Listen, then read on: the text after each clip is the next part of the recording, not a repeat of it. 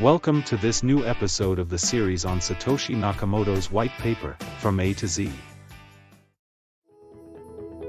J for jitter.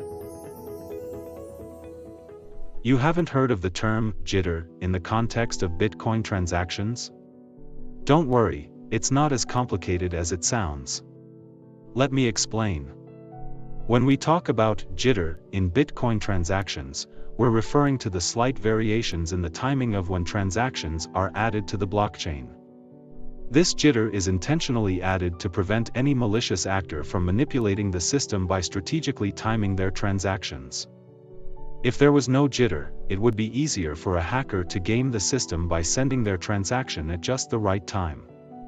Jitter is introduced through a randomized delay between transactions being sent to the network and being included in the next block by a miner.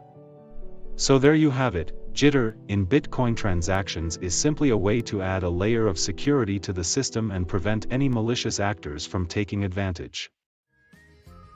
That's all for today. Thanks for watching, stay tuned for more insights into the white paper and be sure to check out our other videos in this series.